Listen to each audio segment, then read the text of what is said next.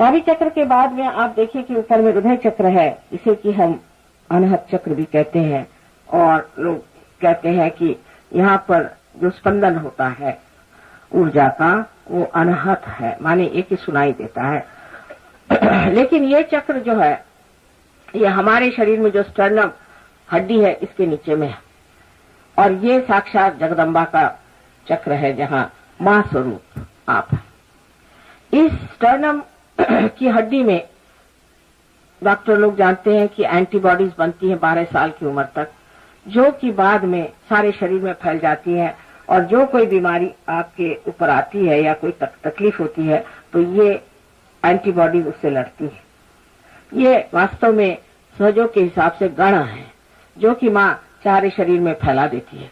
पर जब भी कभी मनुष्य को भय लगता है या उसको कोई मानसिक तकलीफ हो जाती है या कोई मानसिक पीड़ा हो जाती है, तब ये चक्र जो है ये उसका संदेशा स्टर्नम को दे देता है, और यहाँ स्टर्नम हिलने लग जाता है, और उससे ही सारा संदेश इन एंटीबॉडीज को चला जाता है और वो सुसज्ज हो जाते हैं। अब जैसे ब्रेस्ट कैंसर की बीमारी बहुत कॉमन है, इसलिए औरतों को होती है कि उनका मातृत्व जो है वो धोखे में है। एक आदमी है वो बीबी की परवाह नहीं करता और इधर उधर आवारा टाइप का है, इधर उधर घूमता है, दूसरी औरतों के पीछे लगा हुआ है।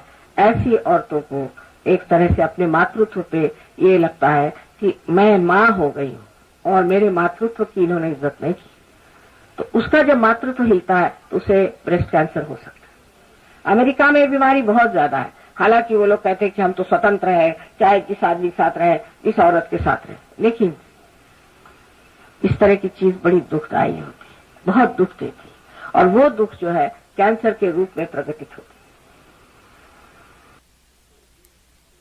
उससे होती है कि जिससे हमारे अंदर एक तरह से मानसिक भय आ जाता है, किसी भी चीज से हम भयभीत हो जाते हैं। जो हो सकता है कि किसी के माँ बाप बड़े जबरदस्त हो, या किसी का बचपन बहुत खराब बीत जाए, या किसी तरह से उसे परेशानी में रहना पड़े, या कोई भी उस पर आघात आ जाए, एकदम वो स्कूल में खराब हो जाए उसकी हालत, या उसके इम्तिहान में वो फेल हो जाए, कोई ना कोई ऐसा आघात उस पर आने से ही ये चक्र पकड़ जाता है। और मानसिक स्थिति को ठीक करने के लिए ये चक्र जो है इसको ठीक करना पड़ता है कि जानना चाहिए कि आपकी माँ जगदम्बा है, वो इतनी शक्तिशाली नहीं है, आपको क्या हो सकता, लेकिन ये कहने से नहीं होगा। जब तक कुंडलिनी जगदम्बा वहां नहीं जाती है और जब तक उसको प्लावित नहीं करती है, मनुष्य ठीक नहीं होता। आजकल तो बहुत से बच्चे और बहुत से लोग ऐसे हैं जो डिप्रेशन में चले जाते हैं। ये डिप्रेशन इसी चक्र के पकड़ से आता है। इसको ठीक करना भी बहुत आसान है, सरल है, सहज है, सिर्फ ये कि कुंडलिनी का जागरण होना चाहिए। उसके बाद का जो चक्र है विशुद्धि का चक्र है, ये बहुत ही महत्वपूर्ण है, क्योंकि इसकी 16 पंखुड़ियां हैं और ये सारे आंख, नाक, मुंह, जीभ सब जो कुछ भी है उसको चालित करती है, कंठ को भी चालित करती है। इस चक्र को बहुत से लोग इसलिए भी खराब कर देते हैं, जैसे स्मोकिंग से या ज्यादा बोलने से, कोई लोग कम बोलने से, मौन रहने से, ऐसे अनेक चीजों से चक्र खराब हो जाता है। और सबसे ज्यादा ये मंत्र बोलने से, गलत मंत्र बोलने से बहुत ज्यादा ये खराब हो जाता है। उसकी वजह से लेफ्ट साइड जब पकड़ जाती है तो यहाँ का ये आप जब ये सोचते हैं कि मैं बहुत दोषी हूँ, मैंने गलती की, मैंने वो गलती की, तब ये चक्र पकड़ते हैं। जब ये चक्र आप पकड़ते हैं तो इससे अंजाइना की बीमारी हो सकती है आपको, और भी अनेक बीमारियां हैं जो कि इस चक्र से, स्पॉन्डिलाइटिस वगैरह इस चक्र से। राइट साइड के चक्र से आपको जुकाम हमेशा रहेगा, आपको तकलीफ रहेगी, आपका आवाज जो है वो बुढ़ाई जाएगा जल्दी, और बोलते वक्त में आप ठीक से बोल नहीं पाएंगे। कोई लोग तो एकदम कुछ दिनों बाद एकदम मौन ही ले लेते हैं, इतना ज्यादा ये चक्र खराब हो जाता है। लेकिन इसके आगे की दिशा ये है कि अगर आप एक ही मंत्र को बहुत बोलते रहे, जैसे हरे रामा हरे कृष्णा, इन लोगों को यहाँ का थ्रोट का कैंसर हो जाता है। इस तरह के मंत्र बोलने से थ्रोट का कैंसर हो जाता है, और फिर उसकी जो आगे चीज बढ़ती है तो वो फिर हो सकता है कि सारे शरीर में फैल जाए। पहले उस चक्र पे ही गति करती है कैंसर की, और उसके बाद में दूसरे चक्रों में भी ये उतर सकता है। अब ये विशुद्धि चक्र जो है ये वैसे तो बहुत जरूरी है, क्योंकि इसी से हमारे हाथों का संबंध है, और इन्हीं हाथों में आप इसका एहसास करते हैं कि हमारे चारों तरफ परम चैतन्य फैला हुआ, इसका आप एहसास कर सकते हैं, इसको जान सकते हैं। लेकिन जब ये विशुद्धि चक्र आपका खराब होता है तो हालांकि आप कहते हैं माँ हमको तो बड़ा अच्छा लगा, हम बहुत रिलैक्स हो गए, आराम मिला, ये हाथ में नहीं महसूस होता। इसकी वजह ये कि ये आपका चक्र खराब है। इसका मतलब ये नहीं कि आप उसकी वजह से और भी गिल्टी फील करें और भी बुरा समझें। इसका मतलब ये कि उसे ठीक कर लेना, जो भी दोष है उसे आप ठीक कर लीजिए। बहुत अहंकारी मनुष्य का भी राइट साइड पकड़ जाता है, जो बहुत वल्गना करता है, मैं ऐसा हूं, मैंने ये किया, ऐसे मतलब हवाई घोड़े पे जो बैठे होते हैं उनका भी ये चक्र पकड़ जाता है और उसकी भी अनेक विध तकलीफ और परेशानियां उसके सामने आ जाती है। इस चक्र के बाद आज्ञा चक्र है, ये भी बड़ा महत्वपूर्ण है और खासकर दिल्ली वालों के लिए, क्योंकि यहाँ लोग सोचते बहुत है, सोचते ही रहते, पता नहीं क्या सोचते, पागल जैसे सोचते रहते हैं। अब उस सोचने से ये चक्र बहुत चलने लग जाता है। इस चक्र में यही सोचा जाता है ज्यादातर, इसने मुझे ये कहा मैं इसको ऐसा ठीक कर दूंगा, उसने मुझे ये करा मैं उसको ठीक कर दूंगा। अरे भाई, मनुष्य का तो ये स्वभाव ही है कि किसी की तारीफ न करो, किसी की तारीफ। मुझे भी लोग गालियां बकते, आपको आश्चर्य होगा कि मुझे भी गाली बकने वाले दुनिया में लोग हैं। तो जिसकी आदत पड़ गई गाली बकने की, वो तो हर एक चीज को गाली बकेगा, और अगर उसको कुछ नहीं मिला तो एक लैंप पोस्ट को भी जाके गाली बकेगा।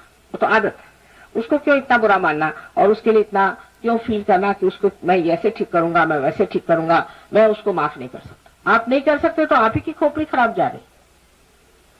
तो ये जो चक्र है ये बहुत महत्वपूर्ण है, क्योंकि जब ये जागृत हो जाता है तो हमारे अंदर बसा हुआ ईगो और सुपर ईगो, इस तरह की जो दो चीजें हैं, माने मन और अहंकार, ये दोनों ही चीजें अंदर से एकदम खिंच आती, जिससे कि आपके कर्म जिसे कहते हैं, आपके कुसंस्कार सब खिंच आने से और ये ब्रह्मरंध्र जो है खुल जाता है। उसके ऊपर जो गोल सी जगह बनी हुई है, इसी को लिम्बिक एरिया कहते हैं। ये लिम्बिक एरिया है जो खुली हुई जगह है, और ये बहुत महत्वपूर्ण है। जब ये लिम्बिक एरिया आपकी खराब हो जाती है तब आपको आनंद मिलना तो असंभव, लेकिन कोई आनंद की लहर भी नहीं आती। अब जब आप ये सब मॉडर्न म्यूजिक सुनते हैं, अब ये पता लगाया गया है ये जो मॉडर्न म्यूजिक है इससे आपकी लिम्बिक एरिया जो है वो बिल्कुल संवेदनशील नम हो जाती है। तो पहले तो शुरुआत में जो ये म्यूजिक शुरू हुआ था तो सर्वसाधारण तरीके से सुन सकता था आदमी। अब तो ऐसा है कि आपके कान फट जाएं और ऐसा लगता है कि सर फट जाएगा। इस तरह का जबरदस्त म्यूजिक जब तक नहीं होगा तब तक समझ में नहीं आ सकता। और पहले जमाने का जो क्लासिकल इनका म्यूजिक था वो तो अब लोग सुनते ही नहीं, क्योंकि उनकी समझ में नहीं आता है, उससे कोई संवेदन नहीं होता। और अपना जो क्लासिकल म्यूजिक है जो कि बहुत ही संवेदनशील है, उसके लिए तो संवेदना ही नहीं रही तो उनको क्या समझ में आएगा। फिर इसके बाद में आप ड्रग्स लें, शराब लें या कोई इस तरह की नशीली चीजें लें। ड्रग्स से तो ये जो चीज है एकदम ही नम हो जाती है, उसमें कोई भी चीज महसूस ही नहीं हो सकती। तो धीरे धीरे ऐसे लोग, ड्रग वालों को तो चाहिए कि उनके ऊपर चिल्लाएं, और एक तरह का पागलपन आ जाता है। अब आप लोग अंग्रेजों को बहुत ऊंचे आदमी समझते हैं, लेकिन हमारा तो अनुभव और ही है कि जैसे कैम्ब्रिज के पढ़े हुए बड़े भारी कोई साहब है और ड्रग वग लेकर के तैयार बिल्कुल हमारे लिए। तो उनसे पूछा भाई आपका क्या नाम? आपने पूछा मेरा क्या नाम? हाँ मैंने पूछा आपका क्या नाम? आपने क्या पूछा कि मेरा क्या नाम है? मैंने कहा जी जनाब आपका नाम क्या है? अच्छा तो मेरा नाम क्या है? अब सोच रहे हैं, उनको अपना नाम भी याद नहीं। मैंने कहा माफ करिए, फिर से कैम्ब्रिज में चले गए। पर उसके बाद जागृति के आने के बाद सारा उनका जो एजुकेशन है वापस आ जाता है और वो आदमी बढ़िया हो जाता है। ये ड्रग लेने से मनुष्य कितना महामूर्ख हो जाता है, ये अगर देखना आपको हो तो आप कभी इंग्लैंड आइए तो मैं आपको दिखाऊं, और यहाँ ही 2-4 लाकर दिखाने से लोगों को पता हो जाएगा कि मनुष्य कितना महामूर्ख हो जाता है। फिर आपके बच्चे जो ये लेते हैं उनकी मृत्यु भी बड़ी जल्दी हो जाती है। जैसे कोकेन लेने से मनुष्य आधी जिंदगी जीता है और आधी जिंदगी तड़पता है और उसके बाद वो खत्म ही हो जाता है। इसलिए ड्रग बुरी चीज है। लेकिन ड्रग को तो इतना बुरा कहते हैं पर शराब को नहीं कहते, क्योंकि इतने सालों से वहां शराब चल पड़ी है। हर गांव में जाइए तो जो पब होएगा, सबसे बढ़िया जो घर होगा पब होएगा, और उसमें किसी राजा का या रानी का नाम होगा। अपने यहाँ कोई राजा रानी का नाम रखे तो लोग उस पर डेफेमेशन केस कर दे।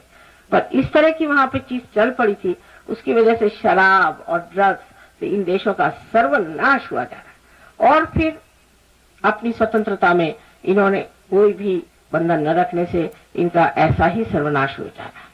अब आपको उस रास्ते पे जाना है या परमात्मा के रास्ते पे जाना है, या आप समझ लीजिए, पहले सोच लीजिए कि ये लोग कहाँ जा रहे हैं और हमें कहाँ जाना है। ये अगर गड्ढे में गिर रहे हैं तो आपको भी गड्ढे में गिरना है तो गिर जाए।